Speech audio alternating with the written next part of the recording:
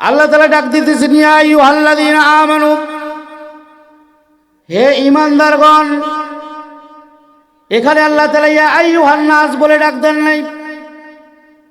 আল্লাহ তাআলা বিভিন্ন জায়গায় কোরআনের বিভিন্ন আয়াতে বিভিন্ন সম্বোধন করে আল্লাহ তাআলা মানুষদেরকে ডাক দিয়েছেন।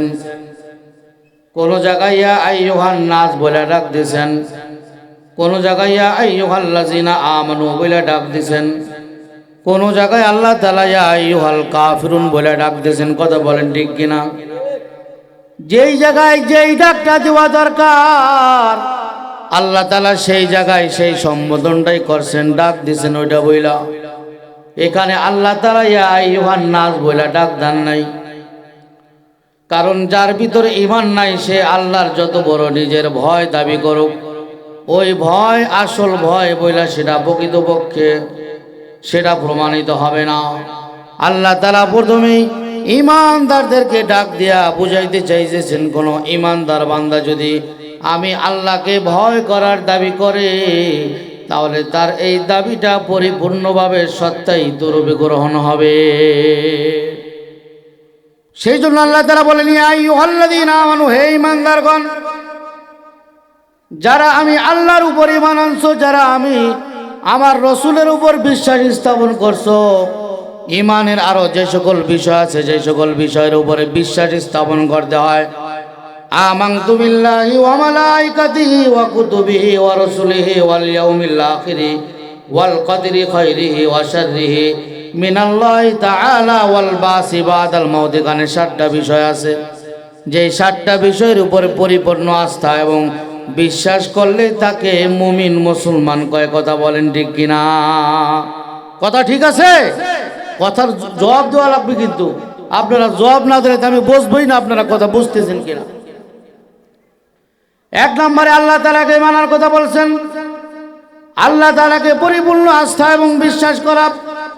বিস্তারিত আলোচনার দিকে যাব না, আমি সংক্ষেপের ভিতরে আমি আলোচনার ভিতরে ঢুকে যাব। 2 নম্বর আল্লাহ তাআলা বলছেন ওয়া মালাইকাতি, তার ফেরেশতাদের উপর ঈমান আনার কথা। 3 নম্বরে ওয়া কুতুবিহি, তার যে কিতাবগুলা আল্লাহ তাআলা দুনিয়াতে নির্দিষ্ট পরিমাণ কিতাব নাজিল করছেন, সেই কিতাবগুলোর উপর ঈমান আনার কথা বলছেন। তারপরে ওয়া রাসূলিহি, আল্লাহ তাআলা যুগে যুগে আদম আলাইহিস সালাম থেকে নিয়ে সর্বশেষ নবী আকায়ে নামদার তাজদারে মদিনা জনাবে মুহাম্মদুর রাসূলুল্লাহ সাল্লাল্লাহু আলাইহি সাল্লাম পর্যন্ত লক্ষ লক্ষ নবী এবং রাসূল প্রেরণ করছেন, তাদের উপর ঈমান আনার কথা বলছেন। ওয়াল ইয়াউমিল আখিরি, কিয়ামত দিবসের কথা ঈমান আনার কথা বলছেন। ওয়াল কদরি খাইরিহি ওয়া শাররিহি মিনাল্লাহি তাআলা, ভালো মন্দ যা কিছু হয় সব একমাত্র কার উদ্দেশ্যে হয়? সব আল্লাহর শক্তি। ওয়াল বাসি বাদাল মাউত, প্রত্যেকটা মুমিন মুসলমান এই বিশ্বাস করে আমাদের এই জীবনটা একেবারে শেষ হয়ে যাবে না, আবার মৃত্যুর পরে আল্লাহ তাআলা হিসাব নিকাশের জন্য হাসরের ময়দানে জমায়েত করবেন, আবার জীবিত করবেন। এই যে 7টা বিষয়ের উপর আছে, এই 7টা বিষয়ের প্রতি যারা ঈমান রাখে, যারা বিশ্বাস রাখে, তাদেরকে মুমিন মুসলমান বলে আল্লাহ ঘোষণা দেয়। তো আল্লাহ তাআলা এই সকল মুমিন মুসলমানদেরকে ডাক দিয়ে বলতেছেন, ইয়া আইয়ুহাল্লাযীনা আমানু, যারা আমি আল্লাহকে মানো, যারা আমার রাসূলকে মানো, যারা আমার কিতাব মানো, যারা কিয়ামতের দিবসের প্রতি বিশ্বাস রাখো, যারা আমি আল্লাহর তাকদীরের উপরে বিশ্বাস রাখো, যারা পুনরায় জীবিত হওয়ার প্রতি বিশ্বাস রাখো, আল্লাহ তাআলা ওই সকল ঈমানদারদেরকে ডাক দিয়া বলতেছেন, ইত্তাকুল্লাহ, তোমরা ভয় করো আমি আল্লাহকে। কাকে ভয় করা লাগবে? আল্লাহ। এখন কথা হলো, আল্লাহকে কেন ভয় করা লাগবে? দুনিয়ার মানুষ বিভিন্ন সময় মানুষকে ভয় করে, বিভিন্ন গুণের কারণে মানুষ মানুষকে ভয় করে। কোনো সময় যদি নিজের চাইতে বড় কোনো শক্তিশালী লোক হয় তাহলে তাকে মানুষ ভয় করে। কথা বলেন ঠিক কিনা? আপনার প্রতিবেশী যদি আপনার থেকে ক্ষমতাবান হয়, টাকার দিক দিয়ে যদি শক্তিশালী হয়, সম্পত্তির দিক দিয়ে যদি শক্তিশালী হয়, ক্ষমতার দিক দিয়ে যদি শক্তিশালী হয়, তাহলে স্বাভাবিকভাবে আপনি তাকে ভয় করে চলবেন। কারণ আপনি যদি তার বিরুদ্ধে কোনো অ্যাকশন নেন তাহলে যে কোনো সময় আপনার জীবন নাশের আশঙ্কা থাকতে পারে। সেই জন্য মানুষ মানুষকে ভয় করে। কথা বলেন ঠিক কিনা? আবার অনেক সময় দেখা যায় কোনো মানুষ যদি আমার গোপন কোনো খবর সম্পর্কে জানে, সেই মানুষকেও মানুষ ভয় করে চলে। ওই বান্দা আমার সম্পর্কে কোনো গোপন খবর জানা গেছে, যদি ওই বিষয়টা সমাজে ফাঁস হয়ে যায়, সমাজে ফাঁস করে যায়, তাহলে আমার মান ইজ্জত পাঞ্চার হয়ে যাবে, মান ইজ্জত নিয়ে টানাটানি বেঁচে যাবে। তখন ওই গোপন খবর যে বান্দা জানে তাকে মানুষ ভয় করে, যাতে করে নিজের গোপন খবর সমাজে ফাঁস না হয়। কথা বলেন ঠিক কিনা? এইভাবে বিভিন্ন কারণে ভয় করে। আল্লাহ তাআলা বলতেছেন, এ বান্দা, দুনিয়ার যত রাজা বাদশাহ আছে, যত ক্ষমতাধর আছে, তার চাইতে হাজার রাজা বাদশাদের রাজা বাদশাহ আমি আল্লাহ তাআলা আহকামুল হাকিমিন। দুনিয়ার যত ক্ষমতা আছে, সব ক্ষমতা কুল্লু মান আলাইহা ফান ওয়া ইয়াবকা ওয়াজহু রাব্বিকা যুল জালালি ওয়াল ইকরাম। আল্লাহ তাআলা বলেন, একদিন দুনিয়ার সমস্ত রাজা বাদশাদের রাজত্ব সব শেষ হয়ে যাবে, আমি পুরো দুনিয়াকে একেবারে ধ্বংস করে দেব। দুনিয়ার কেউ যখন থাকবে না, তখন একমাত্র থাকবেন কে? আল্লাহ বলেন, সব ক্ষমতা ফুরাই গেল, আমি আল্লাহর ক্ষমতা কখনো ফুরাবে না। সুতরাং আমি আল্লাহর চাইতে বড় ক্ষমতাবান দুনিয়ার কেউ নাই। সুতরাং ক্ষমতার দিক দিয়ে যদি ভয় করতে হয়, তাহলে এক নম্বরে ভয় করার অধিকার একমাত্র কার? দুই নম্বরে যে বিষয়, সেটা হলো মানুষ বাহ্যিকভাবে যে সকল আমল করে, সেটা স্বাভাবিকভাবে তিন রকমের হয়, তিন প্রকারের হয়। একটা হলো আমাল বিল জাওয়ারিহ, অঙ্গ প্রত্যঙ্গের মাধ্যমে মানুষ আমল করে। হাতের মাধ্যমে মানুষ বিভিন্ন জিনিস ধরে, পায়ের মাধ্যমে হাইটা হাইটা বিভিন্ন জায়গায় যায়, চোখের মাধ্যমে মানুষ দেখে। যে এই অঙ্গ প্রত্যঙ্গের মাধ্যমে যে কাজগুলা হয়, এগুলা সরাসরি দেখা যায়, আমাল বিল জাওয়ারিহ বলা হয়। আমি হাতের মাধ্যমে একজনকে একটা থাপ্পড় দিলাম, এটা দেখা গেল সরাসরি। পায়ের মাধ্যমে আমি এক জায়গায় যাইয়া একজনের বিরুদ্ধে অন্যায় ফায়সালা করলাম, এটাও সরাসরি দেখা গেল। এটা হলো আমাল বিল জাওয়ারিহ, যেটা সরাসরি দেখা যায়, এক নম্বর আমল। দুই নম্বর মানুষ যে আমল করে, সেটা তাকাল্লুম বিল ফাম, মুখের মাধ্যমে মানুষ বলে। মুখের মাধ্যমে মানুষ যে সকল কথাবার্তা বলে, সেগুলা দেখা যায় না, তবে শোনা যায়। মানুষের কথার আওয়াজ কিন্তু দেখা যায় না। কথার আওয়াজ দেখা যায়? কথা কখনো দেখতে পাচ্ছেন আপনারা? কথা দেখা যায় না, এটার আওয়াজটা কি করা যায়? শোনা যায়, কানে শ্রবণ করা যায়। এটা হলো দুই নম্বর। তিন নম্বরে তাফাক্কুর ফিল কলব, তিন নম্বরে যে আমল মানুষ করে, সেটা হলো অন্তরের মাধ্যমে মানুষ চিন্তা ফিকির করে। এটা দেখাও যায় না, এটা শোনাও যায় না। কথা বলেন ঠিক কিনা? আমি এখন অন্তরে কি চিন্তা করতেছি আপনারা কেউ জানেন না। আপনারা প্রত্যেকেই কে চিন্তা করতেছেন এটাও আমি জানি না।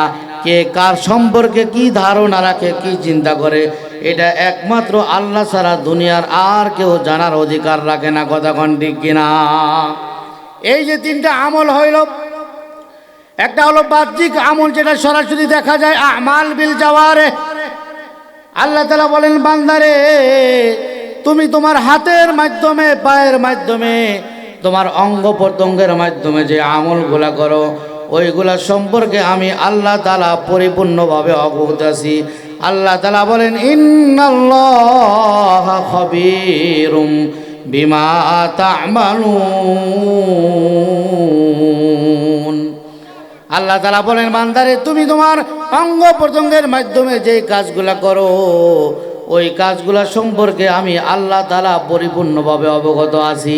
সুতরাং তোমার হাত পায়ের মাধ্যমে, অঙ্গ প্রত্যঙ্গের মাধ্যমে যে কাজগুলা হয়, ওইগুলা একটা কাজও আমার কুদরতি চোখের আড়ালে হয় না। কথা কোন ঠিক কিনা? শুধু কি তাই? অন্য আয়াতে আল্লাহ তাআলা বলতেছেন, মা তাসকুতু মিন ওয়ারাকাতিন ইল্লা ইয়ালামুহা ওয়ালা হাববাতিন ফি যুলুমাতিল আরদি ওয়ালা রাতবিন ওয়ালা ইয়াবিসিন ইল্লা ফি কিতাবিম মুবিন। পৃথিবীর সব চাইতে ঘন যেই জঙ্গল, সেটা হলো অ্যামাজন জঙ্গল। পৃথিবীর সবচাইতে বড় জঙ্গল এবং ঘন জঙ্গল। ওই জঙ্গলের ভিতরে এমন এমন কিছু জায়গা আছে, যেই জায়গায় গাছের পরিমাণ এত বেশি হয়েছে বেশি গাছ হওয়ার কারণে দিনের বেলায় সূর্যের আলো মাটিতে পড়তে পারে না। সেটা হলো অ্যামাজন জঙ্গল। পৃথিবীর সবচাইতে বড় যে ফরেস্ট এবং জঙ্গল সেটা হলো অ্যামাজন জঙ্গল। তার মাঝে এমন এমন কিছু জায়গা আছে যেখানে আল্লাহর সৃষ্টি গাছপালা এত পরিমাণে আছে, দিনের আলোতে সূর্যের আলো সেই গাছপালার কারণে মাটির নিচে, মাটির উপরে পড়তে পারে না, গাছের উপরে থেকে যায়। তার মানে দিনের বেলাও সেখানে গুটগুটে অন্ধকার থাকে। আল্লাহ তাআলা বলতেছেন, মা তাসকুতু মিন ওয়ারাকাতিন ইল্লা ইয়ালামুহা। দুনিয়ার সেই অ্যামাজন জঙ্গলের ভিতরে দিনের বেলাও যেখানে গুটগুটে অন্ধকার থাকে, অমাবস্যার রজনীতে সেটা তো স্বাভাবিকভাবে এমনি অন্ধকার থাকে। অমাবস্যার রজনী যখন হয়, নিজের হাত নিজে দেখা যায় না, স্বচক্ষে অনুধাবন করা যায় না। ওই অমাবস্যার রজনীতে অ্যামাজন জঙ্গলের ভিতরে গুটগুটে অন্ধকারের ভিতরে ছোট্ট একটা গাছ, সেখান থেকে যদি ছোট্ট একটা পাতাও মাটিতে পড়ে, আল্লাহ তাআলা বলেন সেটাও একমাত্র আমি আল্লাহ জানি। তার মানে আল্লাহর আদেশের বাহিরে, আল্লাহর জানার বাহিরে গাছের ছোট্ট একটা পাতাও সেটা বাড়িতে পড়ে না। যদি পড়ে সেটা একমাত্র কে জানেন? আল্লাহ। তাহলে এই খবর যার কাছে আছে, আমাদের বাহ্যিক আমলের খবর তার কাছে আছে না? অবশ্যই। সেই কথা আল্লাহ তাআলা বলতেছেন, ইন্নাল্লাহ খবীরুম বিমা তা'মালুন। দুনিয়ার সামান্য থেকে সামান্য জিনিসের খবর যেমনই ভাবে আমার কাছে আছে, হে আমার বান্দারা, তোমরা দুনিয়ার যে সকল আমল করো, বাহ্যিক আমল, আমাল বিল জাওয়ারে, সেগুলার পরিপূর্ণ খবর আমি আল্লাহর কাছে স্পষ্ট আকারে আছে। এটা হলো আমাল বিল জাওয়ারের কথা। 2 নম্বরে তাকাল্লুম বিল ফাম। মানুষ মুখের মাধ্যমে কথা বলে, মানুষ মুখের মাধ্যমে কথা বলে, কথার মাধ্যমে মানুষ দুনিয়াতে বিভিন্ন জিনিসের পরিবর্তন ঘটাই দেয়। একটা কথার মাধ্যমে অনেক সময় রায় উলট পালট হয়ে যায়। একটা কথার মাধ্যমে মানুষের জীবন নাশের ভিতরে পড়ে যায়। একটা কথার মাধ্যমে মানুষের জীবন হুমকির ভিতরে পড়ে যায়। আল্লাহ তাআলা বলেন, এই দুনিয়ার যত মানুষ যত কথা বলে, একটা শব্দ যদি কোনো মানুষের মুখ দিয়ে বের হয়, একটা লফজ যদি মানুষের মুখ দিয়ে বের হয়, একটা অক্ষর যদি মানুষের মুখ দিয়ে বের হয়, আল্লাহ তাআলা বলেন ওয়াল্লাহু সামিউন আলিম। এই দুনিয়ার মানুষের যত কথা আছে, শুধু তাই নয়, আরও আল্লাহ তাআলার হাজারো কোটি যে সকল সৃষ্টিজীব আছে, প্রত্যেকটা সৃষ্টিজীবের কথার আওয়াজ আল্লাহ তাআলা পরিপূর্ণভাবে শুনেন। বর্তমান পৃথিবীতে প্রায় 800 কোটি মানুষ আছে। 800 কোটি মানুষ যদি একসাথে কথা বলে, আরও আল্লাহ তাআলার হাজার হাজার সৃষ্টি আছে, প্রত্যেকটা সৃষ্টি যদি একসাথে আল্লাহর দরবারে ফরিয়াদ করতে থাকে, আল্লাহ তাআলা বলেন প্রত্যেকের কথা, প্রত্যেকের আওয়াজ আমি আল্লাহর কাছে স্পষ্ট আকারে শোনা যাবে, কোনো বাধা বিপত্তি সেখানে হবে না। সুবহানাল্লাহ। অথচ মানুষ যে সকল আমরা যারা আছি, তারা সীমিত, আমাদের শ্রবণ শক্তি অতি সীমিত। 2 জনের কথা একসাথে শোনা যায়? আপনারা খেয়াল করেন, এক সময় 2 জনের কথা একসাথে শুনতে পারেন কিনা? যদি কারো জানা না থাকে পরীক্ষা করবেন।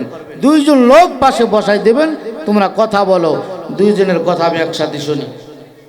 তো আপনি দেখবেন, একজনের কথা যদি শুনতে যান, তাহলে আরেকজনের কথা কি হয়ে যাবে? ছুটে যাবে, শোনা যাবে না। আবার আরেকজনের কথা শুনতে গেলে আরেকজনের কথা কি করতে পারবেন না। মানুষের শ্রবণ শক্তি অতি সামান্য। দেখা, এই যে মানুষ দেখে, চোখ দিয়া দেখে, দেখার ভিতরে আপনি একসাথে 2টা জিনিস একসাথে দেখতে পারবেন না। পাশাপাশি 2 জন লোক থাকে, আপনি 2 জনকে একসাথে দেখতে যাবেন, দেখবে 2 জনের একজনকেও দেখতে পারবেন না। যে কোনো একজনকে আপনার দেখা লাগবে। মানুষের যেই দেখার শক্তি, যেটা পাওয়ার আছে, চোখের পাওয়ার অতি সীমিত। একসাথে 2টা জিনিস দেখা যায় না, একসাথে 2টা বিষয় শোনা যায় না। আবার চিন্তা ফিকির, কলবের যে চিন্তা ফিকির আছে, ওইটাও আপনি একসাথে 2টা বিষয় চিন্তা ফিকির করতে পারবেন না। যে একসাথে আমি 2 জনের বিষয় ফিকির করি, একজনের ফিকির অন্তরে ঢুকাবেন, আরেকজন বের হয়ে যাবে, আরেকজনের ফিকির ঢুকাবেন, আরেকজন বের হয়ে যাবে। অথচ আল্লাহ তাআলা পুরো 800 কোটি মানুষের কথা একসাথে শুনেন। আরো হাজারো কোটি যে প্রাণী আছে, প্রত্যেকটা প্রাণী নিজ নিজ ভাষায় কথা বলে। সুবহানাল্লাহ। শুধু কথা বলে না, প্রত্যেকটা প্রাণী নিজ নিজ ভাষায় আল্লাহ তাআলার জিকির আজগার তসবিহ পড়তে থাকে সব সময়। তো আল্লাহ তাআলা বলতেছেন এই 800 কোটি মানুষ সহ সারা পৃথিবীর যত প্রাণী আছে সব প্রাণী একসাথে কথা বললে আমরা একজনের কথা একসাথে আলাদা যেমন শুনি, আল্লাহ সবার কথা আলাদা আলাদা একসাথে শুনলেও তার ভিতরে কোনো জড়তা হয় না, শুনতে কোনো ব্যাঘাত ঘটে না। আল্লাহ বলেন তোমাদের মুখের মাধ্যমে যে কথাগুলো বলো ওইটা আমি স্পষ্ট আকারে আমি শুনি। শুধু তাই না, অন্য আয়াতে আল্লাহ বলেন মা ইয়ালফিজু মিন কাউলিন ইল্লা লাদাইহি রাকিবুন আতীদ। একটা শব্দ যদি মুখ দিয়ে বের হয় আল্লাহর ফেরেশতারা সেটা লেখার জন্য সব সময় প্রস্তুত আছে। সেই জন্য মানুষ যে সকল কথা বলে কোনো কথাই বিফলে যায় না। আপনি ভালো কথা বললে ডাইন কাদের ফেরেশতা লাগবে, খারাপ কথা বললে কোন কাদের ফেরেশতা লাগবে? বাম কাদের ফেরেশতা। হয় নেক আমল হবে না বদ আমল হবে, কথাটা হয় ভালো হবে না হয় খারাপ হবে। ভালো হইলে নেকি হবে, খারাপ হইলে গুনাহ হবে। প্রত্যেকটা কথা খাতায় স্পষ্ট আকারে লেখা হয়ে যাইতেছে। সেই কথা আল্লাহ তাআলা বলতেছেন 2 নম্বরে মানুষ যে আমল করে তাকাল্লুম বিল ফাম, মুখের মাধ্যমে কথা বলে। কোনো একটা কথা, কোনো একটা লফজ, কোনো একটা বাণী মানুষের সেটা বৃথা যায় না, ওটাও আল্লাহ তাআলা স্পষ্ট আকারে শুনতে পান। 3 নম্বরে মানুষ যে আমল করে তাফাক্কুর বিল কলব, কলবের মাধ্যমে মানুষ চিন্তা ফিকির করে। একজন আরেকজনের ভালোর ব্যাপারে চিন্তা করে, অনেক সময় একজন আরেকজনের খারাপের ব্যাপারে চিন্তা করে। ভালোর ব্যাপারে যদি চিন্তা করা হয় তাহলে সেখানে আল্লাহ তাআলা সওয়াব দান করেন, নেকি দান করেন। আর যদি খারাপ চিন্তা করা হয় সেখানে আল্লাহ তাআলা গুনাহ দান করেন। আল্লাহ তাআলা বলেন বান্দারে মনের খবর একজন আরেকজন মানুষের কথা জানে না, কিন্তু আমি আল্লাহ তাআলা ওয়াল্লাহু বাসীরুম বিমা তা'মালুন। আল্লাহ তাআলা বলেন ওয়াল্লাহু আলিমুম বিযাতিস সুদূর। এই মানুষ অন্তরের ভিতরে, বুকের ভিতরে, অন্তরের ভিতরে যেই কল্পনা জল্পনা যেটা করে আল্লাহ বলেন এটা আমি স্পষ্ট আকারে পরিপূর্ণভাবে সেটা আমি বুঝতে পারি। তাহলে যে 3টা আমল হইল, অঙ্গ প্রত্যঙ্গের মাধ্যমে যে আমল হয় যেটা সরাসরি দেখা যায় আমাল বিল জাওয়ারিহ, সেটা আল্লাহ তাআলা পরিপূর্ণভাবে দেখেন। 2 নম্বরে তাকাল্লুম বিল ফাম, মুখের মাধ্যমে যে কথা হয় সেটা আল্লাহ তাআলা পরিপূর্ণভাবে শুনেন। 3 নম্বরে তাফাক্কুর বিল কলব, অন্তরের মাধ্যমে যে চিন্তা ফিকির করা হয় সেটাও আল্লাহ তাআলা জানেন।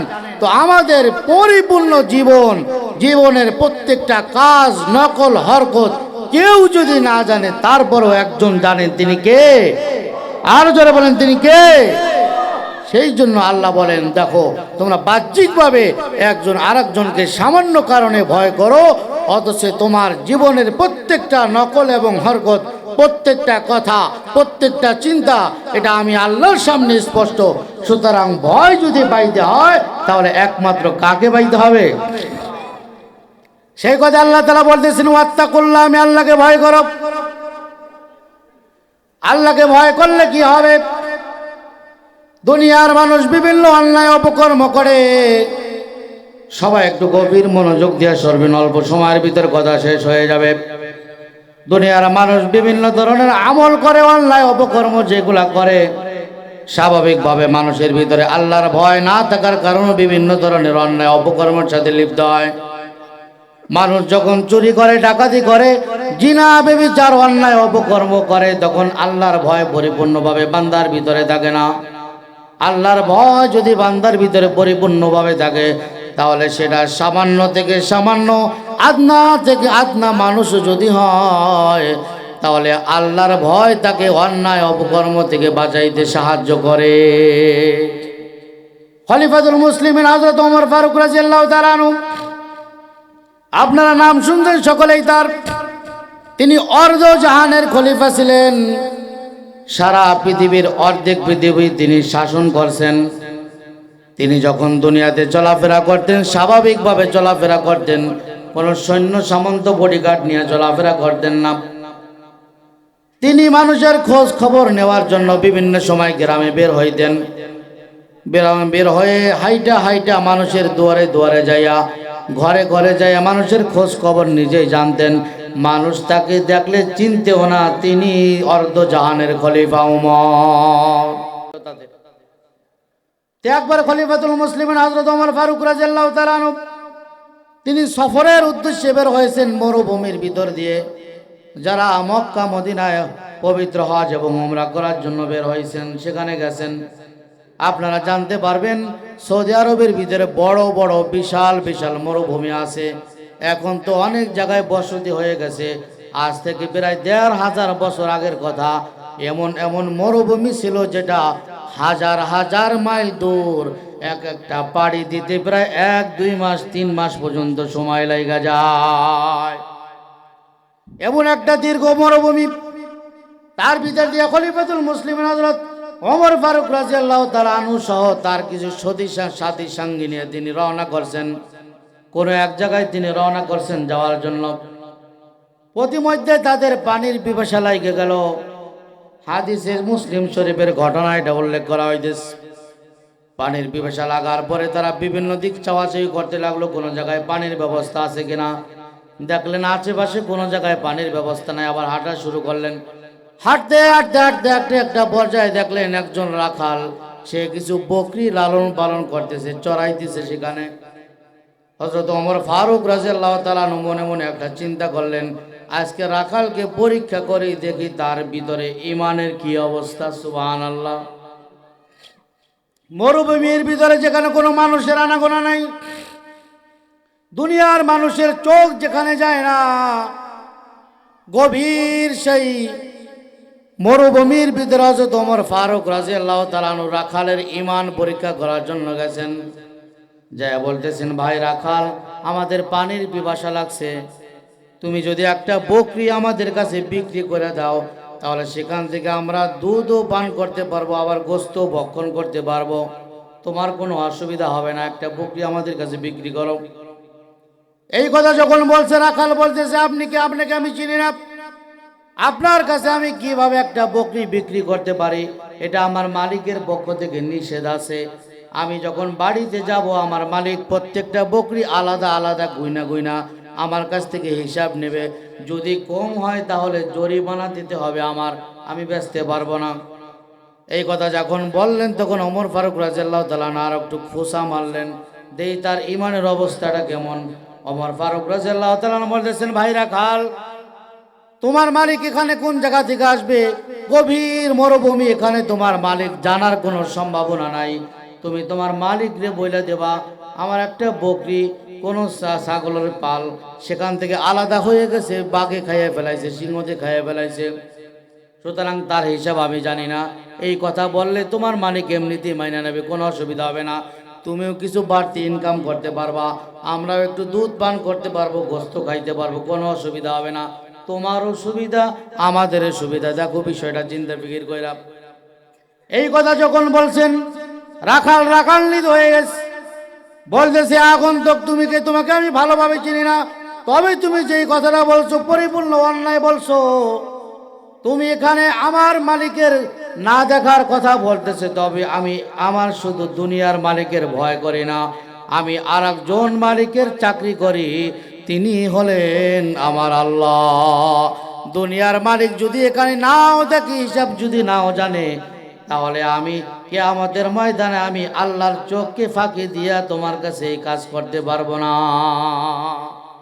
ওমর ফারুক দেখলেন, হায়, তার ভিতরে তাকওয়া আল্লাহর ভয় থাকার কারণে গহীন সেই মরুভূমি, যেখানে তার মালিকের কোনো আনাগোনা নাই, খবর পাওয়ার কোনো সম্ভাবনা নাই, তার ভিতরেও রাখালের ভিতরে যখন আল্লাহর ভয় বিদ্যমান ছিল, সে তখন একটা বকরি, দুইটা বকরি সেখান থেকে অবৈধভাবে বিক্রি করতে নারাজ হয়েছে। কারণ তার ভিতরে যার ভয় ছিল তিনি একমাত্র কে? আল্লাহর ভয় ছিল বিধায় সে ওই দুর্নীতি করতে সক্ষম আর একদিন ওমর ফারুক রাদিয়াল্লাহু তাআলা রাত্রিবেলা হাঁটতেছেন, রাত্রের সময় গভীর রজনী যখন হয়, তাহাজ্জুদের সময় যখন হয়, সারা পৃথিবীর সমস্ত মানুষগুলো একেবারে ঘুমায় পড়ে। ঘুমায় পড়লে গভীর ঘুমে যখন মানুষ নিমগ্ন হয়ে যায়, তখন ওমর ফারুক রাদিয়াল্লাহু তাআলা গ্রামের মেঠো পথ দিয়ে হাইটে যাইতেন, কাঁচা রাস্তা দিয়ে হাইটে যাইতেন। মানুষের বাড়ির ভিতরে যে পথ ছিল সেখান দিয়ে হাইটে হাইটে যাইতেন, যে মানুষের কোনো দুঃখ দুর্দশা আছে কিনা সেটা শোনার জন্য। খলিফাতুল মুসলিমিন হযরত ওমর ফারুক রাদিয়াল্লাহু তাআলা হাঁটতে হাঁটতে হাঁটতে হাঁটতে তাহাজ্জুদের সময় যখন হয়ে গেছে, গ্রামের সব মানুষ একেবারে ঘুমায় পড়ছে, কোনো মানুষ জাগ্রত নাই। হঠাৎ করে দেখলেন একটা ঘর থেকে ছোট্ট ছোট্ট করে কথার আওয়াজ শোনা যাইতেছে। হযরত ওমর ফারুক চিন্তা করলেন এখানে কোনো সমস্যা আছে, আমি সেখানে যাই। ওমর ফারুক রাদিয়াল্লাহু তাআলা সেই ঘরের পিছনে যাইয়া আস্তে করে কানটা পাচ্ছেন, যেখানে দেখেন মা এবং মেয়ে দুইজনে কথা বলতেছে। মা বলতেছে, মেয়ে তাড়াতাড়ি ওঠো, বকরির দুধগুলা দহন করে তাড়াতাড়ি সামান্য পরিমাণ পানি মিশাও। পানি যদি মিশাও তাহলে দুধের ভিতরে একটু বাড়তি হবে, আমরা 2 পয়সা বেশি পাবো। সুতরাং যদি দিন হয়ে যায়, দিনের আলো যদি ছড়াই পড়ে, তাহলে এই কাজ করলে মানুষ জানা ফেলবে, মানুষ জানার আগে তুমি এই কাজটা কইরা ফেলাও। মা তার মেয়েকে দুধের ভিতরে রাত্রিতে রাত্রিতে পানি দেওয়ার কথা বলতেছেন, যাতে করে দুধে পানি দিলে 5 কেজি দুধের ভিতরে যদি 1 কেজি পানি দেওয়া যায়, 6 কেজি হয়ে গেল, কয়টা বেশি পাওয়া গেল। ওমর ফারুক তিনি গভীর মনোযোগ দিয়া কথাটা লক্ষ্য করতেছেন। মা যখন এই কথা বলছেন, মেয়ে বলতেছেন, মা দুধের ভিতরে পানি দেওয়া এই যে ভেজাল কাজ, এটা তো আমাদের খলিফাতুল মুসলিমিন ওমর তিনি তো কঠোরভাবে নিষেধ করছেন। যদি কোনো রকম তিনি জানতে পারেন, তাহলে আগামীকাল সকালে কিন্তু 2 জনের গল্লা চলে যাবে না। এই কথা কে বলতেছে? মেয়ে বলতেছে মাকে। মা উত্তরে বলতেছে, তুমি কি পাগল হইছো? তাহাজ্জুদের সময় ওমর ঘুমাই রয়েছে পানি হইয়া, এখন কি আর ওমর আমার ঘরে এসে কথা শুনবে? অথচ ওমর রাদিয়াল্লাহু কোথায় আছে? তাদের ঘরের পিছনে সব কথা শুনতেছেন। এই কথা শুই না ওমর ফারুক রাদিয়াল্লাহু তাআলা তিনি বাড়িতে চলে গেছেন। সকাল বেলায় 2 জনকে ডাকছেন। 2 জনে যখন ডাকতে পাঠাইছেন, এখন 2 জনের ভিতরে একটা ভূমিকম্প শুরু হয়ে গেছে না? রাত্রিতে কি করছে না করছে এরাই তো ভালো জানে। চিন্তা করছে রাত্রির খবর মনে হয় ওমরের কাছে কেউ কইয়া দিছে। সকালবেলা যখন তারা 2 জনে ওমর রাদিয়াল্লাহু তাআলা সিংহাসনে গেলেন, ওমর রাদিয়াল্লাহু তাআলা বলতেছেন, মা গত রাত্রে যখন তুমি বলছিলে দুনিয়ার কেউ এখন দেখে না, ওমর দেখে না, তখন আমি ওমর তোমাদের ঘরের পিছনে ছিলাম। ওরে মারে, আমি তোমাকে শাস্তি দেওয়ার জন্য এখানে ডাকি নাই। দীর্ঘদিন পর্যন্ত আমার ছেলে আব্দুল্লাহকে বিবাহের জন্য আমি একজন মুত্তাকি আল্লাহ বিরু খোদা বিরু মেয়ে খুঁজতেছিলাম, আমি পাইতেছিলাম না।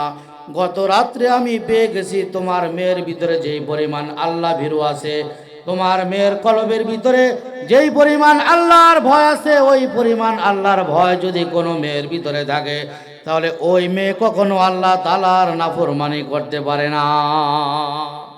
সাথে সাথে সেই গরিব মেয়ের সাথে হযরত ওমর ফারুক রাদিয়াল্লাহু তাআলা আনহু সারা পৃথিবীর অর্ধজাহানের বাদশা তার ছেলের সাথে বিবাহ দিয়ে দিলেন। কিসের ভিত্তিতে? আল্লাহর ভয় তাকওয়ার ভিত্তিতে।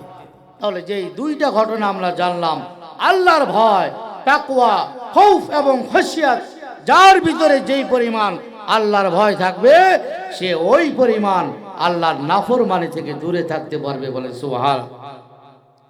এখন কথা হলো, আল্লাহকে কি পরিমাণ ভয় করা লাগবে? আল্লাহ তাআলা বলতেছেন, ইয়া আইয়ুহাল্লাযীনা আমানুত্তাকুল্লাহা হাক্কা তুকাতিহ, হে ঈমানদারগণ, আমি আল্লাহকে ভয় করো, পরিপূর্ণভাবে আল্লাহকে ভয় করো।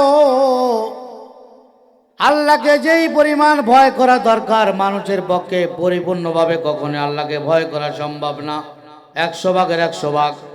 সেই জন্য আল্লাহ তাআলা অন্য আয়াত নাজিল করে সহজ করে দিয়েছেন। আল্লাহ তাআলা বলতেছেন, ফাত্তাকুল্লাহা মাসতাতাতুম ওয়াসমাউ ওয়া আতিউ। আল্লাহ তাআলা বলতেছেন, আমি আল্লাহকে ভয় করো, যতটুকু ভয় করা তোমাদের মাধ্যমে সম্ভব। লা ইউকাল্লিফুল্লাহু নাফসান ইল্লা ওয়াসআহা, আল্লাহ তাআলা বান্দার প্রতি কোনো আমলকে চাপাইয়া দেন না তার সাধ্যের বাহিরে। আল্লাহ তাআলা বলতেছেন, বান্দারে তোমাকে আমি আল্লাহকে যতটুকু ভয় করা তুমি সম্ভব সেই পরিমাণ ভয় করবা। মুফাসসিরিনে কেরামে আয়াতের ব্যাখ্যায় রাখছেন, যেই পরিমাণ আল্লাহকে ভয় করলে চুরি থেকে বাঁচা সম্ভব সেই পরিমাণ আল্লাহকে ভয় করা লাগবে। যেই পরিমাণ আল্লাহকে ভয় করলে ডাকাতি থেকে বাঁচা সম্ভব ওই পরিমাণ আল্লাহকে ভয় করা লাগবে। যেই পরিমাণ আল্লাহকে ভয় করলে নামাজ রোজা পরিপূর্ণভাবে করা সম্ভব সেই পরিমাণ আল্লাহকে ভয় করা লাগবে। মোট কথা হলো, যেই পরিমাণ আল্লাহকে ভয় করলে আল্লাহর পরিপূর্ণ বিধানগুলা মানা সম্ভব, আল্লাহর সমস্ত যে সকল নিষেধ আছে সেগুলো থেকে বেঁচে থাকা সম্ভব। আল্লাহ তাআলা বুঝাইতে চান, বান্দা ওই পরিমাণ যদি আমি আল্লাহকে ভয় করো তাহলে তোমার দুনিয়া এবং আখিরাত উভয় জাহান আমি সফল করে দিব। তাহলে ভয় করার একমাত্র উপযোগী কে? আল্লাহ। এই কথা বলার পরে আল্লাহ তাআলা দ্বিতীয় যে শব্দ বলতেছেন, ওয়াল তানজুর নাফসুম মা কদ্দামাত লিগাদ। আল্লাহ তাআলা বলেন, হে আমার বান্দারা, এক নম্বর আমি আল্লাহকে ভয় করবা। দুই নম্বরে ওয়াল তানজুর নাফসুম মা কদ্দামাত লিগাদ। আল্লাহ বলেন প্রত্যেকটা মানুষের এই চিন্তা ফিকির করা উচিত, মা কদ্দামাত লিগাদিন আয় মা কদ্দামাত লিল আখিরাহ। আল্লাহ তাআলা বলেন আমি আল্লাহকে ভয় করার পরে মুমিন মুসলমান দ্বিতীয় নম্বরে যে কাজটা করবে সেটা হলো প্রত্যেক মানুষের এই চিন্তা ফিকির করা উচিত অবশ্যই যেন প্রত্যেকটা মানুষ এই চিন্তা ফিকির করে মা কদ্দামাত লিল আখিরাহ, সে আখিরাতের জন্য সে কি প্রেরণ করছে। তার মানে হলো আখিরাতের সামানা বান্দা কি উপার্জন করছে এটা চিন্তা ফিকির করার কথা আল্লাহ তাআলা দুনিয়া থেকেই করার কথা বলছেন।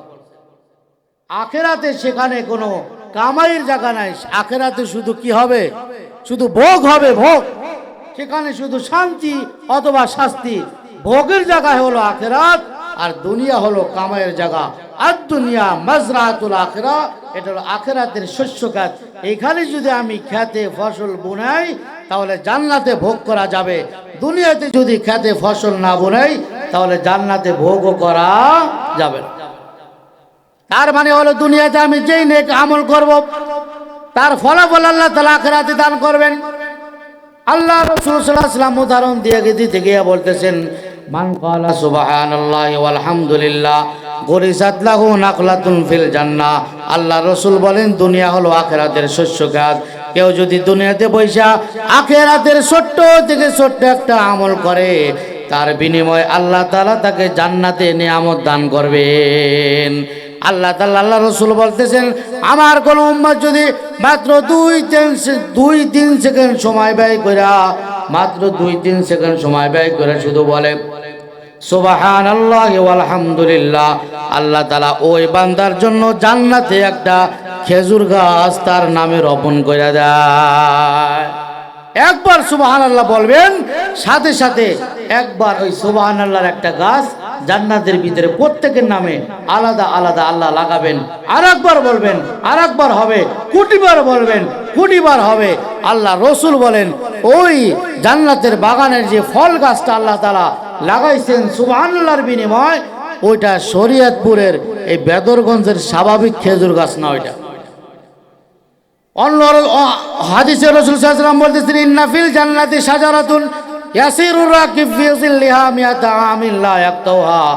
জান্নাতের বাগানের ভিতরে আল্লাহ তাআলা যে ফলের বাগানে আল্লাহ তাআলা যেই গাছ লাগাবেন সব চাইতে ছোট যে গাছটা হবে, আল্লাহ রাসূল উদাহরণ দিতেছেন আরবের কোন তেজস্বী ঘোড়া যদি লাগাতার 100 বছর পর্যন্ত দৌড়ায় তাহলে জান্নাতের বাগানের ছোট ওই গাছের ছায়া শেষ করতে পারবে না। এই পরিমাণ বড় হবে, এই পরিমাণ বড় হবে গাছ। আর ফলের কি পরিমাণ মজা, এক এক কামড়ে এক এক রকমের স্বাদ জান্নাতের ফলের ভিতরে। সুবহানাল্লাহ। দুনিয়ার ভিতরেই দেখেন এক জায়গায় আম গাছ হয়, 2 রকমের 2টা আম গাছ, একটা আম চুকা হয় আর একটা আম কি হয়, মিষ্টি হয় পাশাপাশি। এটা তো পাশাপাশি গাছ। জান্নাতের ভিতরে এক ফলের ভিতরে 1000 রকমের স্বাদ দিবেন, এক এক কামড়ে দিবেন আর আলাদা আলাদা স্বাদ বাড়তেই থাকবে জান্নাতের ভিতরে।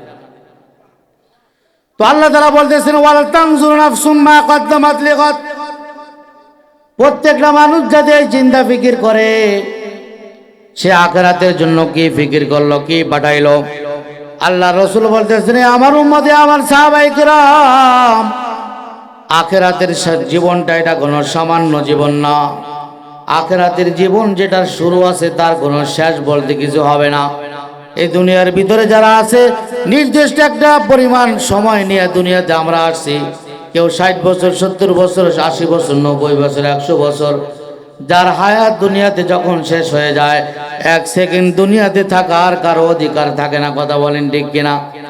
অনেক সময় 20 বছরের টাকরা যুবক চলে যাইতেছে, অনেকে মনে করে অকালে চলে গেল, সময়ের আগে চলে গেল। না, ওর সময় ছিল 20 বছর, ওর সময় শেষ হয়ে গেছে, ওর রিজিক শেষ হয়ে গেছে, চলে গেছে। দুনিয়ার আল্লাহ তাআলা যাকে যেই পরিমাণ হায়াত দিয়ে দুনিয়াতে বাড়াইছেন সে সেই পরিমাণ থাকবে। এটা শুরু আছে, শেষ আছে। কিন্তু আখিরাতের যেই অনন্তকালের হায়াত, ওইটার শুরু আছে কিন্তু তার কোনো শেষ বলতে কিছু হবে না। আল্লাহ রসুল উদাহরণ দিতেছেন, বলেন আমার সাহাবায়ে কেরাম, আখিরাতের হায়াত কি পরিমাণ তোমরা কি জানতে চাও? বলি ইয়া রাসূলুল্লাহ, ইয়া হাবিবাল্লাহ, বললে তো ভালোই হয়। নবী সাল্লাল্লাহু আলাইহি ওয়াসাল্লাম উদাহরণ দিতেছেন, দেখো জমিন থেকে নিয়ে আসমান পর্যন্ত যদি সারা পৃথিবীকে আল্লাহ তাআলা সরিষার দানা দিয়া ভরপুর করে দেন, একেবারে জমিনের নিচ থেকে নিয়ে একেবারে প্রথম আসমান পর্যন্ত যে ফাঁকা জায়গাটা আছে, পুরা ফাঁকা জায়গাটা আল্লাহ তাআলা সরিষার দানা দিয়ে ভরে দিলেন। সারা পৃথিবী সরিষার দানা দিয়ে ভরপুর। তার পাশে আর একটা পৃথিবী আল্লাহ তাআলা এরকম খালি বানাইলেন এই পরিমাণ। একটা পাখিকে নিযুক্ত করলেন, সেই পাখিকে দায়িত্ব দিলেন, পাখি এই যে সেখানে এই পরিমাণ সরিষা, সেই পৃথিবী ভরা সরিষা, একটা সরিষা নেবা, পাশের যে খালি জায়গা আছে ওখানে রাখবা, মাঝখানে 1000 বছর বিশ্রাম করবা। কয় হাজার বছর? 1000 বছর বিশ্রাম করবা। আর একটা সরিষার দানা নেবা, আবার ওখানে রাখবা, মাঝখানে 1000 বছর বিশ্রাম করবা। আর একটা সরিষার দানা নেবা, ওই খালি জায়গায় রাখবা, মাঝখানে 1000 বছর বিশ্রাম নেবা। সাহাবায়ে কেরামকে জিজ্ঞাসা করলেন নবী সাল্লাল্লাহু আলাইহি ওয়াসাল্লাম, আমার সাহাবারা, তোমাদের কি মনে হয় যদি 1000 বছর পরে পরে ওই পাখিটা যদি একটা দানা নিয়ে যায়, তাহলে কি দানাগুলো একদিন শেষ হবে? সাহাবায়ে কেরাম বললেন, ইয়া রাসূলুল্লাহ, ইয়া হাবিবাল্লাহ, 1 বছর, 2 বছর, 1000 বছর, কোটি বছর, 100 কোটি বছর পরে হইলেও একদিন সেই সরিষার দানাগুলো শেষ হয়ে যাবে। কথা বলেন ঠিক কিনা? একদিন না একদিন শেষ হবে। সাহাবায়ে কেরামকে নবী বলেন, হে আমার সাহাবা, দুনিয়ার হায়াত হলো এই যে সীমিত সময়, একদিন শেষ হয়ে যাবে।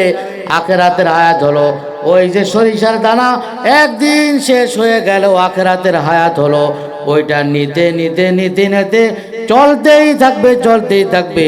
ওইটা আর কখনো শেষ হওয়ার কোনো সাবজেক্ট ঠিকানে থাকবে না। তাহলে কি পরিমাণ দীর্ঘ হায়াত আখিরাতের। একবার যে আখিরাতে শান্তি পাইলো, তার শান্তির আর কোনো শেষ হবে না। আর যে ব্যক্তি একবার দুঃখের ভিতর বলল, তার দুঃখের আর শেষ থাকবে না। আল্লাহ বুঝাইতে চাইলেন আখিরাতের অনন্তকালের সেই জীবনের জন্য দুনিয়া থেকেই প্রত্যেকটা মানুষকে ওয়াল তানজুর আমরের সিগা আল্লাহ তাআলা ব্যবহার করতেছেন। প্রত্যেকটা মানুষ যাতে অবশ্যই এই চিন্তা ফিকির করে, মা কদ্দামাত লিগাদ, সে আখিরাতের জন্য কি সামানা, কি আমলগুলা সে সেখানে প্রেরণ করছে। কারণ আখিরাতের সামানা দুনিয়া থেকে হায়াত অবস্থায় প্রেরণ করতে হয়।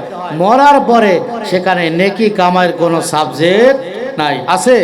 কবরে যাওয়ার পরে কোনো নেকি কামাই করা যাবে? কোনো একটা নেকিও না।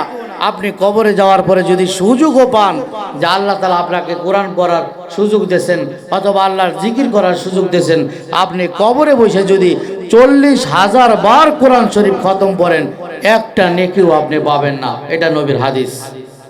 কারণ মানুষ যখন মারা যায়, ইজা মাতাল ইনসান ইনকাতা আনহু আমালু, মানুষ মারা যাওয়ার সাথে সাথে তার যে রেজিস্ট্রারি খাতা আছে নেক আমল বদ আমল লেখার, ওইটার সাথে সাথে কি হয়ে যায়?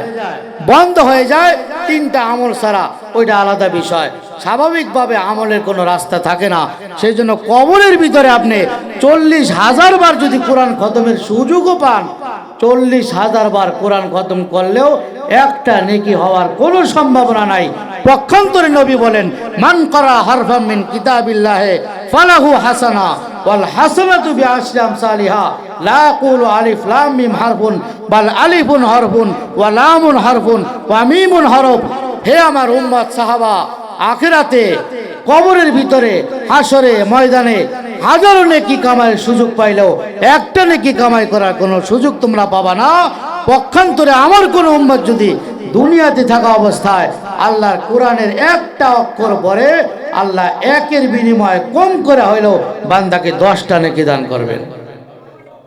তাহলে একটা অক্ষর পড়তে 1 সেকেন্ড সময় লাগে না, এই সময়ের ভিতরে আপনি 10 নেকি উপার্জন করতে পারবেন। পক্ষান্তরে আখিরাতে সেখানে সুযোগ পাইলেও ওখানে নেকি কামাইয়ের কোনো সিস্টেম। সেই জন্য আল্লাহ তাআলা বলতেছেন, ওয়াল তানজুর নাফসুম মা কদ্দামাত লিগাদ। এই আমি আল্লাহকে ভয় করার পরে 2 নম্বরে আমার বান্দা যে কাজ করবে, আখিরাতে কি পরিমাণ সামানা সে প্রেরণ করলো।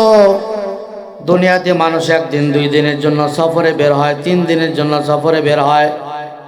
আপনি ঢাকায় রওনা করলে 2-3 দিনের জন্য যদি রওনা করেন, নির্দিষ্ট পরিমাণ টাকা পয়সা নিয়ে এখান থেকে রওনা করা লাগবে। কথা বলেন ঠিক কিনা?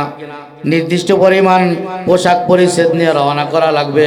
অনেকে 3 দিনের 40 দিনের তাবলিগে বের হয়, তাবলিগ জামাতে যায়, নির্দিষ্ট পরিমাণ টাকা নিয়ে সেখান থেকে বের হওয়া লাগে, 2-4টা পোশাক পরিচ্ছদ নিয়ে বের হওয়া লাগে।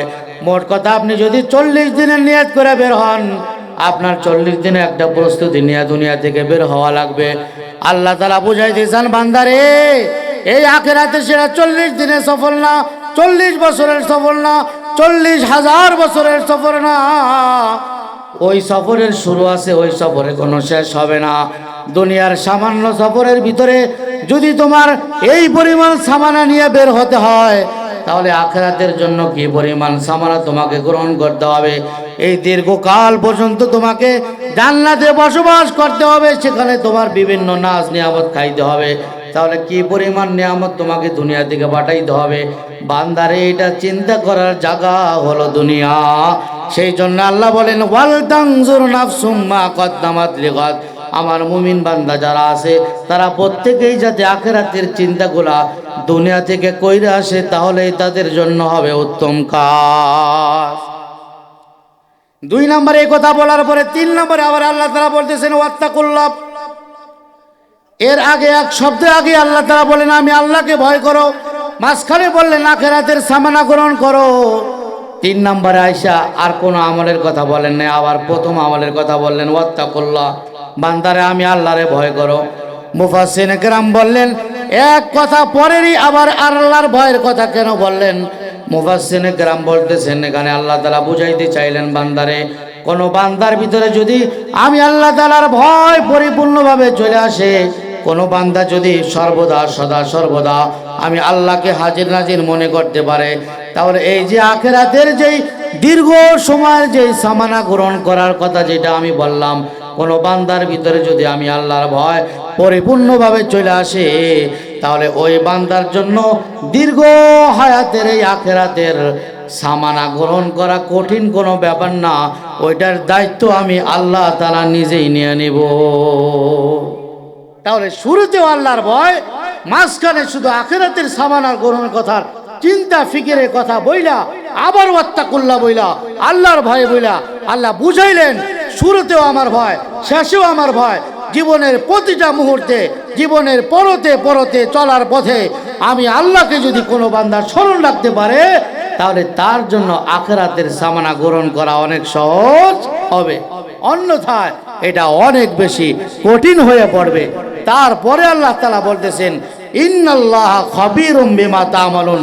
যে কথা আমি বলে ফেলেছি, আল্লাহ বলেন, কেন আমাকে ভয় করবা? তোমার জিন্দেগীর সমস্ত অবস্থা, সমস্ত কথা, সমস্ত চিন্তা ফিকির যা আছে সব কিছু একমাত্র কে জানেন? আল্লাহ। তারপর আল্লাহ তাআলা বলতেছেন, ওয়ালা তাকুনু কাল্লাযীনা নাসুল্লাহ ফাআনসাহুম আনফুসাহুম। 2 নম্বর আয়াত আল্লাহ তাআলা বলেন, হে আমার মুমিন বান্দারা, লা তাকুনু কাল্লাযীনা নাসুল্লাহ ফাআনসাহুম আনফুসাহুম। আল্লাহ তাআলা বলেন, আমার মুমিন বান্দারা তোমরা ওই সকল মানুষদের মতো হয়ো না আল্লাযিনা নাসুল্লাহ, যারা আমি আল্লাহকে ভুলে গেছে। এই আল্লাহ তাআলা বুঝাইতে চাইলেন যারা আমি আল্লাহকে ভুলা, আমি আল্লাহর উপর যারা ঈমান আনতে পারলো না, যারা কুফরের ভিতরে লিপ্ত আছে, যারা শিরকের ভিতরে লিপ্ত আছে, যারা আমি আল্লাহর উপর ঈমান আনা আইনা আরো অন্যান্য হাজারো ধর্মের ভিতরে যারা লিপ্ত আছে, তারা আমি আল্লাহকে ভুলে আছে।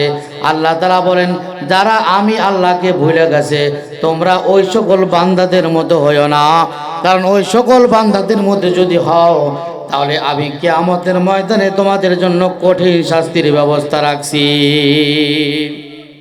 আল্লাহ তাআলা বলেন লা তাকুনু কাল্লাযিনা নাসুল্লাহ, ওই সকল বান্দাদের মতো হবে না যারা আমি আল্লাহকে ভুলে গেছে। বলে ওই সকল বান্দাদের মতো হইলে অবস্থাটা কি হবে? আল্লাহ বলেন ফাআনসাহুম আনফুসাহুম, কিয়ামতের ময়দানে এমন শাস্তি আমি তোমাদেরকে দেব, জাহান্নামে নেওয়ার পরে নিজেদের কথা নিজেরাই ভুলে যাবা। দুনিয়াতে অনেক সময় বলে তোমার এমন মাধ্যম তোমার বাপের নাম ভুলাই ফেলাম, কথা বলেন ঠিক কিনা? বলে না এমন মাধ্যম তোরে বাপের নাম ভুলে এলাম। তার মানে কেউ মাইর দিলে কি কেউ বাপের নাম ভুলে যায়? কে বলে? তারপরে কথাটা কেন বলে? মানে মাইরের পরিমাণটা কি হবে? বেশি হবে, মানে কঠিন মাইর দেবে। এটা বোঝানোর জন্য বলতেছে এমন মাইর দেবো তোর বাপের নাম কি হয়ে যাবি, ভুলে যাবি। আসলে যতই মারেন কেউ কেউ বাপের নাম বলে না, একটু পরে আবার স্মরণ হয়ে যায়। কিন্তু মাইরের পরিমাণটা বুঝাইতে গিয়া মানুষ মানুষকে বলে এমন মার দিমু বাপের নাম ভুলে যাবি। বাপ তো সে তো আর একজনের নাম। আল্লাহ বলে আমি এমন মায়ের মারমু বাপের নাম না, নিজের নামই ভুলে যাবা তুমি।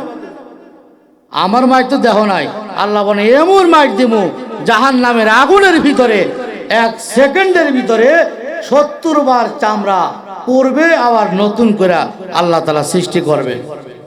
এরকম হাজারো বর্ণনা হাদিসে পাকের ভিতরে আসছে, যেগুলা সহ্য করার, জাহান্নামের আগুন সহ্য করার 1 সেকেন্ড সহ্য করার ক্ষমতা দুনিয়ার কোনো মানুষের। জাহান্নামের আগুনের যে তেজ দুনিয়ার আগুন থেকে 69 গুণ বেশি তেজ হবে জাহান্নামের আগুনের। দুনিয়ার আগুন স্বাভাবিক থেকে স্বাভাবিক, এই সূর্যের আলো পরে চৈত মাসে একটু 40 ডিগ্রি হইলে মনে হয় মাথার তালু মালু ফাইটে যাইতেছে, ঠিক না? মাত্র 40 ডিগ্রি, অথচ জাহান্নামের আগুনের যে ডিগ্রি হবে কয়েক লক্ষ ডিগ্রি পরিমাণ গরম হবে জাহান্নামের আগুনের। মানুষকে ফেলানোর সাথে সাথে পুরা দেহটাকে একেবারে সেকেন্ডের ভিতরে ঝলসাই ফেলাবে। আল্লাহ বলতেছেন ওয়াল্লাযিনা কাফারু বিআয়াতিনা সাউসলিহিম নারা কুল্লামা নাদিজাত জুলুদুহুম বাদদালনাহুম জুলুদান গায়রাহা লিয়াযুকুল আযাব। আল্লাহ বলেন আমি সেকেন্ডের ভিতরে 70 বার তোমার চামড়া পরিবর্তন করে ফেলাবো, পুড়ে যাবে, আবার নতুন চামড়া দেব, আবার পুড়বে, আবার নতুন চামড়া দেব। বারবার নতুন চামড়া কেন দেব জানো? আল্লাহ বলতেছেন লিয়াযুকুল আযাব, আমার জাহান্নামের শাস্তির যে স্বাদ, ওই স্বাদ যাতে ভালোভাবে ভোগ করতে পারো। জাহান্নামের শাস্তির কি স্বাদ হয় না আযাব হয়? কিন্তু আযাব আল্লাহ তাআলা স্বাদ কেন বলতেছেন? ওই যে ছেলে বাপের কথা শোনে না, কথা না শুনলে ছেলেরে বাপে দেশে দৌড়ানি যখন দেশে বাড়িতে নামে গেছে, এখন আর বাপে ছেলেরে কাছে পাইতেছে না, মারতেছে না। পরে একটু পরে বাপে যখন বাড়ি থেকে বের হয়ে গেছে, বাড়ি থেকে একটু পরে আবার ছেলে আসছে, আসার পরে মার কাছে আইছে, মা ভাত দাও, ভাত খাবো। তোর বাপই আসতেছে, মজা দেখাবে। কি দেখাবে? আসলে মায়ের কি মজা কয়? তো মজা কেন কইলো? এটা মানে মস্কারি করলো, বলে এমন মাইর দেবে, ওটা ঠাট্টা বিদ্রুপ করার জন্য ওটার মজা বলছে। আল্লাহ বলতেছেন যুগ ইন্নাকা আনতাল আজিজুল কারীম। আল্লাহ বলেন জাহান্নামের স্বাদ ভালোভাবে আস্বাদন করে নাও। আল্লাহ তাআলা খোসা দেওয়ার জন্য জাহান্নামবাসীকে, আল্লাহ তাআলা খোসা দেওয়ার জন্য, যাতে করে জাহান্নামের শাস্তির স্বাদ যাতে আরো বেশি পরিমাণ মানুষের ভিতরে যায়, সেই জন্য আল্লাহ বলতেছেন লিয়াযুকুল আযাব। এই যে সেকেন্ডের ভিতরে যে চামড়াগুলো পরিবর্তন হবে, যাতে করে আমার শাস্তির স্বাদ যাতে ভালোভাবে আস্বাদন করাইতে পারি, সেই জন্য আমি পরিবর্তন করাবো। তাহলে এই পরিমাণ জাহান্নামের শাস্তি হবে সেখানে, সে কথা আল্লাহ তাআলা বলতেছেন। খবরদার এমন মার দিমু মাইলের চোটে নিজের নামই ভুলে যাবা, নিজের অস্তিত্ব হারাই ফেলাবা, এমন শাস্তি আমি কিয়ামতের ময়দানে দিব। তারপরে আল্লাহ তাআলা বলতেছেন লা ইয়াস্তাউই আসহাবুন নারি ওয়া আসহাবুল জান্নাত, আসহাবুল জান্নাতি হুমুল ফাইজুন। গভীর মনোযোগ দিবেন, আলোচনার শেষের দিকে চলে আসতেছে। আল্লাহ তাআলা এখানে পার্থক্য করতেছেন। আল্লাহ তাআলা বলতেছেন লা ইয়াস্তাউই আসহাবুন নার ওয়া আসহাবুল জান্নাহ। এখানে দুইটা শ্রেণীর কথা বলতেছেন, একটা হলো জাহান্নামবাসী, একটা হলো জান্নাতবাসী। আল্লাহ তাআলা বলতেছেন ওই যে লা তাকুনু কাল্লাযিনা নাসুল্লাহ ফানসাহুম